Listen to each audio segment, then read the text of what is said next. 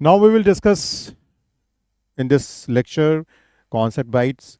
We will discuss basics of circular motion. अब जैसा नाम में ही है सर्कुलर मोशन है ना, the motion along a circular path. जो भी ऑब्जर्वर है, जो भी रेफरेंस फ्रेम है, उस रेफरेंस फ्रेम में जो पाथ है वो सर्कुलर होना चाहिए. बहुत सारे एग्जांपल्स है इसके. एक बहुत ही बेसिक सा एग्जांपल है. सपोज एक पेंडुलम टाइप की कोई चीज़ है और इसको यदि आप मान लीजिए कि एक सर्टेन एंगुलर डिस्प्लेसमेंट देकर छोड़ देते हैं तो ये ऑसिलेट करता है. और इस ऑसिलेटिंग पाथ का जो नेचर है, ये जो पाथ बन रहा है, ये पूरा सर्कल तो नहीं है बट सर्कल का एक पार्ट है. तो वो चाहे सर्कल का पार्ट हो या पूरा सर्कल हो, motion is going to be called circular motion. तो पहले हम लोग इस सर्कुलर मोशन की जो काइनेटिक्स पार्ट है, ठीक है, उसको समझने की कोशिश करते हैं. और उसको समझने के लिए हम एक सर्कल के डायग्राम पे चलते हैं.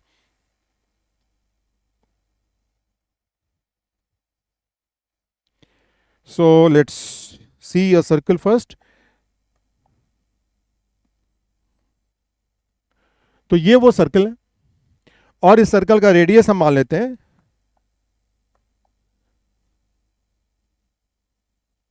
Radius of this circle is R. और लेट्स से ये जो पॉइंट है ये ओरिजिन है एक तरीके से मान लेते हैं, ठीक है ना. और हम चाहे तो एक्स एक्सिस वाई एक्सिस भी बना सकते हैं. यहाँ पर जो पार्टिकल है यहाँ पर जो मूव कर रहा है, ठीक है, वो क्लॉकवाइज एंटी क्लॉकवाइज मूव कर सकता है, बट डेफिनेटली उसकी जो पोजीशन वेक्टर है वो चेंज कर रही है, राइट. तो यदि हम पोजीशन वेक्टर किसी टाइम पे ड्रॉ करते हैं तो वो position vector let's say is this.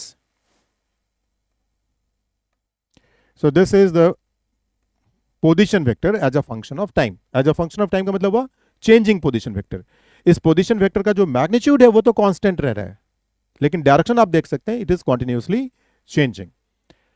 तो यहां से आगे बढ़ के हम देखेंगे कि वेलोसिटी का एक्सप्रेशन, एक्सेलरेशन का एक्सप्रेशन, ये सारी चीजें कैसे आती हैं. So we can say this position vector has magnitude R और डायरेक्शन के लिए हमने यहां पे लिख दिया यूनिट वेक्टर आर कैप, ठीक है ना. पोजीशन वेक्टर का जो डेरिवेटिव होता है उसी को हम लोग वेलोसिटी कहते हैं. So velocity vector is D R by D T. इसको हम लोग फिर ऑब्वियसली जो कांस्टेंट है वो एज इट इज रहेगा फैक्टर के रूप में, और यहां पे आ जाएगा D R cap by D T. हम लोग देखेंगे अभी थोड़ी देर में कि ये जो D R cap upon D T है, यही एंगुलर, इसका जो मैग्नीट्यूड है वो कुछ नहीं बल्कि एंगुलर वेलोसिटी है, ओमेगा है, ठीक है. सर्कुलर मोशन में जो एंगुलर वेलोसिटी होती है यानी कि रेट जिस पे वो एंगल डिस्क्राइब करता है, that is the angular velocity. तो अब उसको थोड़ा सा समझने की कोशिश करते हैं. फिर से वो सर्कल आ गया और सोचिए कि पार्टिकल किसी टाइम पे यहाँ पर था और किसी बाद के टाइम पे यहाँ पर था, और घूमते घूमते मान लीजिए कि उसने ये angle delta delta theta describe किया. तो इस केस में जो इनिशियल पोजीशन वेक्टर ये है, इसको हम लोग लिखते हैं मान लीजिए r1. फाइनल पोजीशन वेक्टर ये है, इसको बोलते हैं r2. और इसी डायग्राम को यदि मैं यहाँ ड्रॉ करूँ, ये मान लीजिए है r1 और ये है r2. मैग्नीट्यूड वाइज तो दोनों, मैग्नीट्यूड वाइज देखा जाएगा ना तो दोनों ही के मैग्नीट्यूड r है ना, रेडियस है, लेकिन डायरेक्शन वाइज डिफरेंट है. तो हम इसको चाहें तो r1 बोल हटाकर हम यहां पर इसको इसको हम लोग यूनिट वेक्टर के लिए लिख सकते हैं. We can write here as unit vector से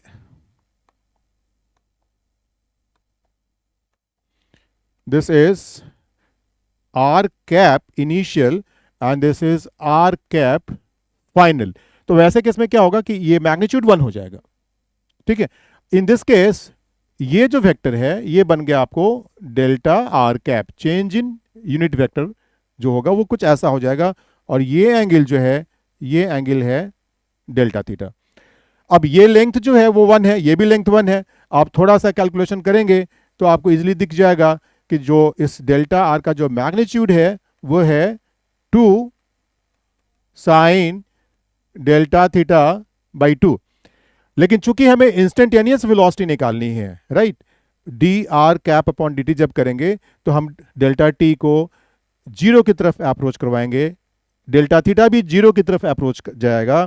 और जब ये डेल्टा थीटा काफ़ी छोटा हो जाएगा, काफ़ी छोटा हो जाएगा, तो आपको मालूम है कि साइन थीटा क्या बन जाता है, जब थीटा जीरो को अप्रोच करता है तो साइन थीटा बिकम्स थीटा।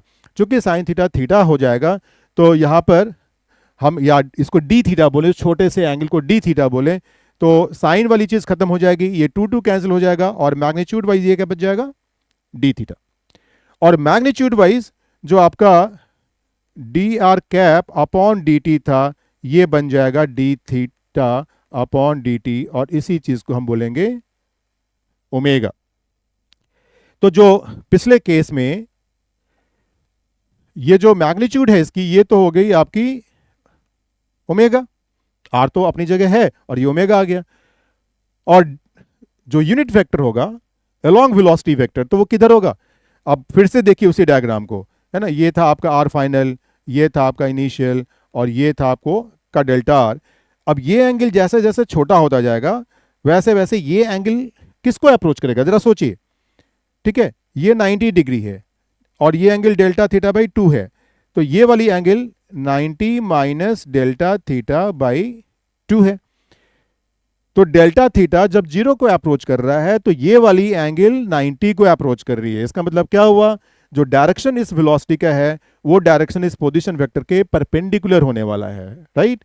मतलब जो वी कैप है, वी कैप क्या है यहां पर, V cap is unit vector along the velocity vector, है ना, और वो पोजीशन वेक्टर के परपेंडिकुलर है, ऑब्वियसली अलोंग tangent है, that velocity is along tangent, we know that, right, and it is proved here also. Now the magnitude of this velocity that we call speed is equal to r omega, right। अब आगे चल के हम लोग देखेंगे कि ये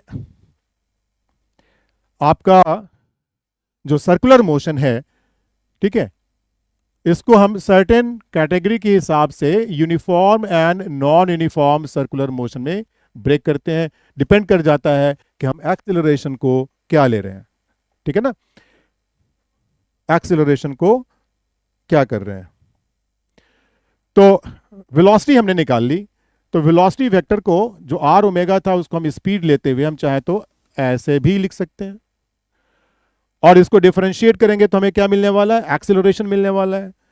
तो एक्सेलरेशन के लिए हम इसको dv बाई dt करेंगे, डिफरेंशिएट करेंगे, प्रोडक्ट ऑफ फंक्शंस का डेरिवेटिव लगाएंगे, तो क्या मिलेगा हमें, हमें मिलेगा यहां पर v into D V cap upon D T plus v cap into D V upon D T, speed into rate of change of unit vector along the velocity, ठीक है ना, वेलोसिटी के डायरेक्शन के यूनिट वेक्टर का rate of change. अब देखिए पिछली बार जब हम लोगों ने एक यूनिट वेक्टर का डेरिवेटिव निकाला था, याद है, आर कैप का निकाला था, और आर कैप एक यूनिट वेक्टर था और उसका जो डेरिवेटिव आया था उसकी डायरेक्शन आर कैप के परपेंडिकुलर थी और मैग्नीट्यूड में ओमेगा टर्म आया था। तो that is true for you can say any unit vector rotating in a plane. ये भी एक यूनिट वेक्टर है, ये भी रोटेट कर रहा है, तो हम लोग क्या लिख सकते हैं यहां पर, हम लोग लिख सकते हैं ये जो चीज है, ठीक है, इसका मैग्नीट्यूड भी ओमेगा होने वाला है, राइट, और डायरेक्शन जो होगी वेलोसिटी के परपेंडिकुलर होगी। और आप डायग्राम के थ्रू देखेंगे कि यदि ये मान लीजिए कि सपोज इनिशियल वेलोसिटी है और ये फाइनल वेलोसिटी है, तो वेलोसिटी के परपेंडिकुलर जब हम दोनों के बीच की एंगल को जीरो करते जाएंगे, डिक्रीज करते जाएंगे, अप्रोचिंग टू जीरो करते जाएंगे, तो इन दैट केस वो जो डायरेक्शन आएगा किसी सर्कुलर मोशन के लिए, तो यदि वेलोसिटी यहाँ पर ऐसे है तो डायरेक्शन ये वाला जो पार्ट है, इस पार्ट का जो डायरेक्शन होगा वो इधर की तरफ हो जाएगा। यहाँ पर हम यूनिट वेक्टर के लिए लिख देते हैं एन कैप, और इसी को हम लोग कहते हैं नॉर्मल एक्सेलरेशन या सेंट्रीपिटल एक्सेलरेशन, नॉर्मल एक्सेलरेशन या सेंट्रीपिटल एक्सेलरेशन, राइट। जो दूसरा पार्ट है ना, इसमें आप गौर से देखिए ये क्या है, ये है rate of change of speed, rate of change of speed, और डायरेक्शन इसकी डिपेंड करता है कि rate of change of speed positive है नेगेटिव है। यदि स्पीड बढ़ रहा है तो डायरेक्शन वेलोसिटी के लॉन्ग है, स्पीड घट रहा है तो डायरेक्शन वेलोसिटी के अपोजिट है। बट इस पार्ट को, ये जो dv अपॉन dt वाला जो पार्ट था, इसको हम कहते हैं tangential acceleration, it is A T. So finally we can write this acceleration as an plus at.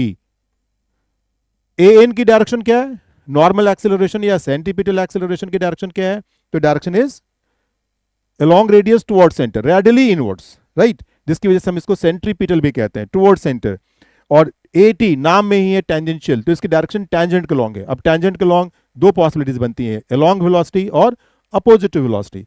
Speed बढ़ रहा है तो along वेलोसिटी, स्पीड घट रहा है तो अपोजिट वेलोसिटी, राइट. अब यदि ये at जीरो होता है, यानी कि स्पीड कांस्टेंट होता है, तो हम उसे यूनिफॉर्म सर्कुलर मोशन कहते हैं. और यदि ये स्पीड चेंज, यदि ये at मान लीजिए कि जीरो नहीं है, स्पीड चेंज कर रहा है, तो हम उसे नॉन यूनिफॉर्म सर्कुलर मोशन कहते हैं. तो सर्कुलर मोशन के फिर दो टाइप बन जाते हैं आपके लिए, uniform circular motion and non uniform circular motion.